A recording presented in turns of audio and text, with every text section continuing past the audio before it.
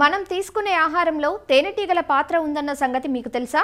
అవునండి, తేనెటీగలు ప్రత్యక్షంగా తీయని తేనెను ప్రసాదించడమే కాదు, పరోక్షంగా పరపరాగ సంపర్కంలో సహాయపడటం ద్వారా పంట దిగుబడిని పెంచుతున్నాయి.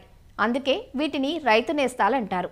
పువ్వుల నుంచి మకరందాన్ని సేకరించే తేనెటీగలు మనకు తేనెనే కాదు, మరో 5 రకాల ఉప ఉత్పత్తులను అందిస్తాయి. తేనెను సూపర్ ఫుడ్గా, మిరాకిల్ ఫుడ్గా చెబుతారు. ఎందుకో తెలుసా? సహజపరమైన తేనెలో ఫ్లేవనాయిడ్స్, యాంటీ ఆక్సిడెంట్స్, యాంటీవైరల్ గుణాలు, యాంటీ మైక్రోబియల్ గుణాలు పుష్కలంగా ఉన్నాయి. అంతేకాదు, మెగ్నీషియం, పొటాషియం, కాల్షియం, క్లోరిన్, ఇనుము వంటి పోషకాలు ఉన్నాయి. ఇన్ని ఔషధ గుణాలు, పోషకాలు ఉండబట్టే తేనెకు, తేనెటీగల పెంపకం ద్వారా లభించే ఇతర ఉప ఉత్పత్తులకు ఔషధ, సౌందర్య సాధనాల పరిశ్రమల్లో గిరాకీ పెరుగుతోంది. అనేక మంది ఔత్సాహికులు తేనెటీగల పెంపకాన్ని ఉపాధి మార్గంగా ఎంచుకుంటున్నారు.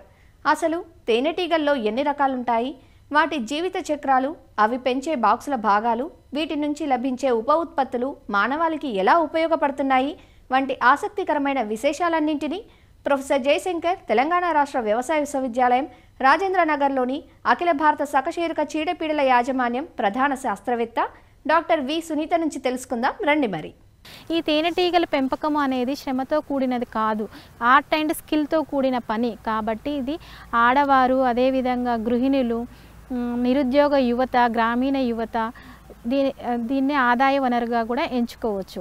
మన దేశంలో 4 రకాల తేనెటీగలు ఉన్నాయి. ముఖ్యంగా ఈ 4 రకాల్లో మనకు కొండ తేనెటీగలు, అదేవిధంగా ఎపిస్ ఫ్లోరియా అనే చిన్న తేనెటీగలు, ఇవి మనకు పెంచడానికి అనువైనవి కావు. మనం పెంచుకోవడానికి అనువైనవి ఎపిస్ మెల్లిఫెరా, ఇది ఇటాలియన్ బీ అంటారు. అదేవిధంగా ఎపిస్ సెరెనా, ఈ ఎపిస్ సెరెనాని ఇండియన్ బీ అంటారు. ఎపిస్ సెరెనా నుంచి మనము ఒక సంవత్సరానికి ఒక బాక్స్ నుంచి 5 కేజీల తేనెను మాత్రం పొందవచ్చు. కమర్షియల్గా ఎక్కువగా పెంచడానికి అనువైనవి ఎపిస్ మెల్లిఫెరా, పెద్ద తేనెటీగలు. వీటి నుంచి మనకు దాదాపు సంవత్సరానికి 40 కిలోల తేనెని ఒక బాక్స్ నుంచి పొందవచ్చు.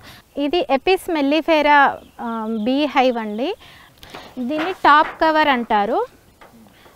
ఇది ఇన్నర్ కవర్, ఈ విధంగా ఉంటుంది ఇన్నర్ కవర్. ఈ విధంగా మనకు ఒక బాక్స్లో వచ్చేసి దాదాపు 8 నుంచి 9 ఫ్రేమ్స్ అనేవి ఉంటాయి. దీన్ని షుగర్ ఫీడర్ అంటారు. మనకు వాటికి మకరందం అనేది దొరకనప్పుడు మనం ఇందులో షుగర్ సొల్యూషన్ అనేది వేసుకుంటాము. దీన్ని ఫీడర్ అని అంటారు. ఈ ఎల్లో కలర్లో ఉన్నది ఫీడర్ అంటారు. ఈ విధంగా ఫ్రేమ్స్ అనేవి ఉంటాయి. ఈచ్ ఫ్రేమ్లో మనకి దాదాపు ఒకవైపు వచ్చేసి దాదాపు 2000 వరకు ఉంటాయి, 2 వైపులా కలిపి 4000 ఉంటాయి.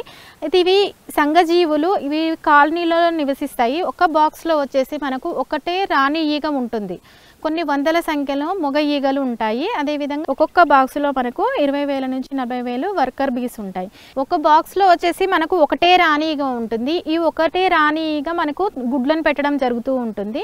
మొగ ఈగలు ఓన్లీ మనకు సంపర్కంలో పార్టిసిపేట్ చేస్తాయి. అదేవిధంగా కూలీ ఈగలు ఉంటాయి. ఈ కూలీ ఈగలు మనకు రాణి ఈగకు, అదేవిధంగా మొగ ఈగకు ఫీడ్ చేయడము, అదేవిధంగా లోపల క్లీన్గా పెట్టుకోవడము, పుప్పడి, అదేవిధంగా మకరందాన్ని సేకరించడానికి ఈ కూలీ ఈగలు సహాయపడతాయి.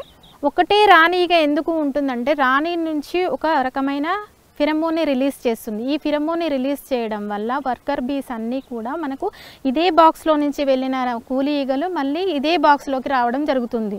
ఇది ఎందువలన అంటే క్వీన్ నుంచి వచ్చే ఒక రకమైన వాసనను గ్రహించి అదే బాక్స్లోకి రావడం జరుగుతూ ఉంటుంది. కాబట్టి ఒక బాక్స్లో మనకు ఒకటే రాణి ఈగ ఉంటుంది.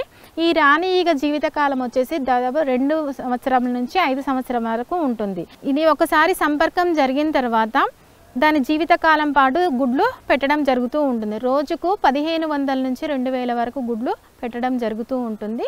దీనికి రాయల్ జెల్లీ అనే ప్రత్యేకమైన ఆహారం ఇవ్వడం వల్ల దీని యొక్క లైఫ్ స్పాన్ అనేది ఎక్కువగా ఉంటుంది. అదేవిధంగా గుడ్లని పెట్టడానికి తగిన శక్తి అనేది లభిస్తూ ఉంటుంది.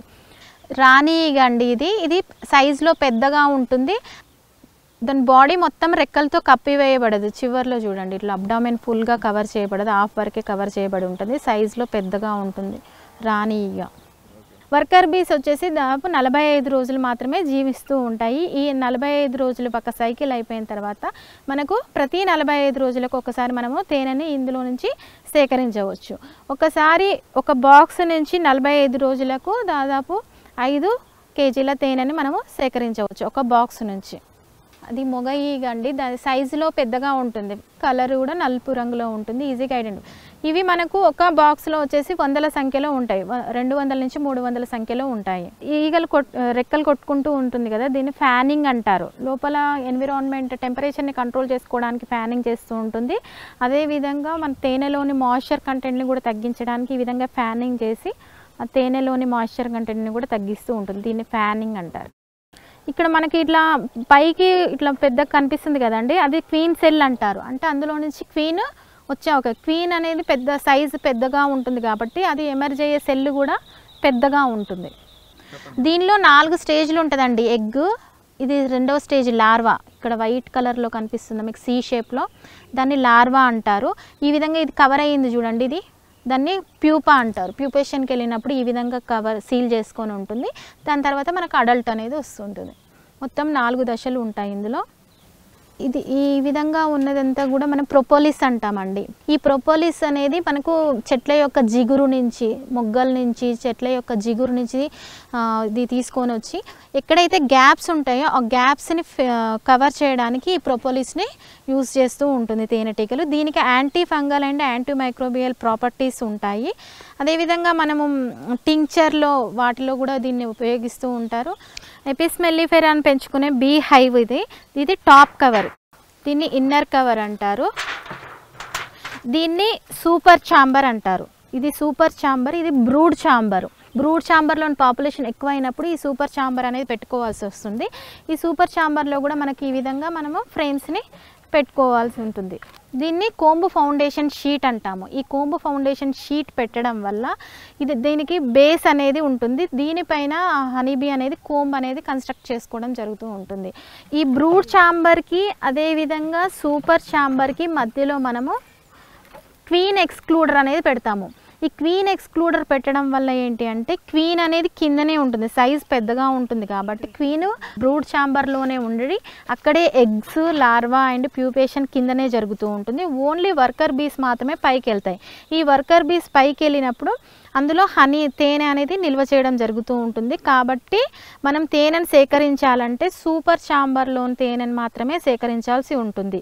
ఈ బ్రూడ్ ఛాంబర్లోని తేనెని సేకరించవద్దు, ఎందుకంటే ఇందులో బ్రూడ్, ఎగ్గు, లార్వా, ప్యూపా అనేవి ఉంటాయి కాబట్టి అవంతా కూడా క్రష్ అయిపోయే అవకాశం ఉంటుంది. కాబట్టి బ్రూడ్ ఛాంబర్లో తేనెని సేకరించవద్దు, ఎప్పుడూ కూడా సూపర్ ఛాంబర్లో నుంచి మాత్రమే తేనెను సేకరించాల్సి ఉంటుంది.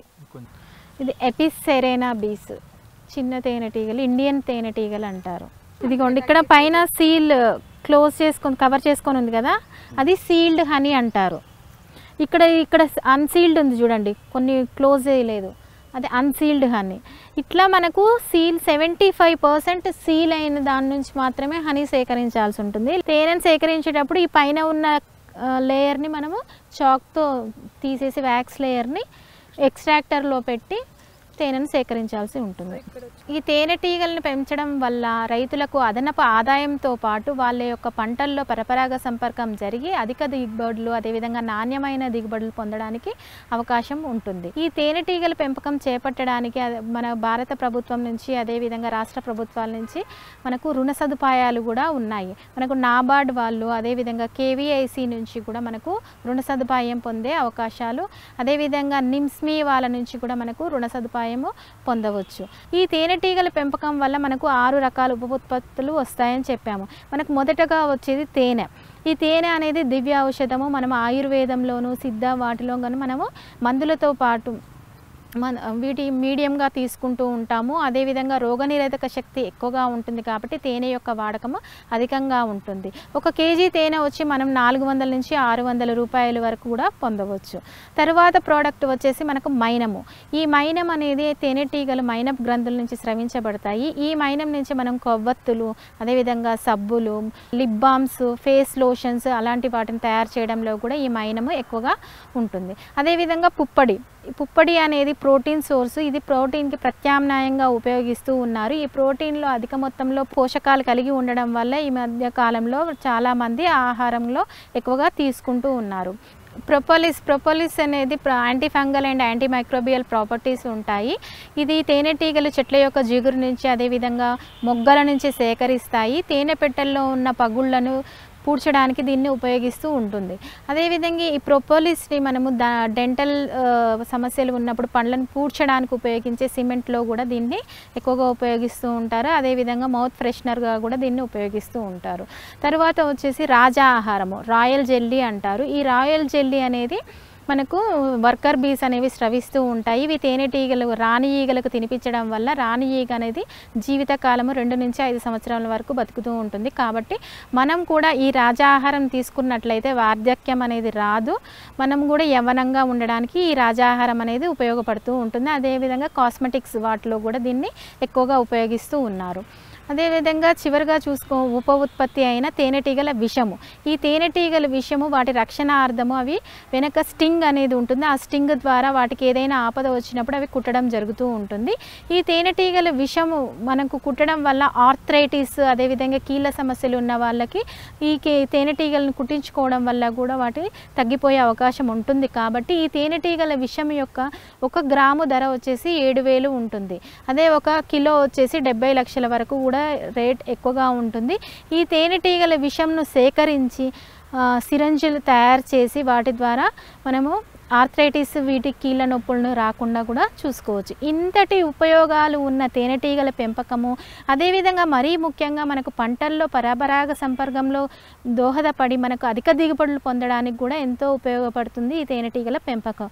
కాబట్టి అందరూ కూడా ఈ తేనెటీగల పెంపకం మీద ఇచ్చే శిక్షణా కార్యక్రమాలను సద్వినియోగం చేసుకొని తేనెటీగల పెంపకాన్ని చేపట్టి తీపి విప్లవాన్ని సాధించాలని కోరుచున్నాను.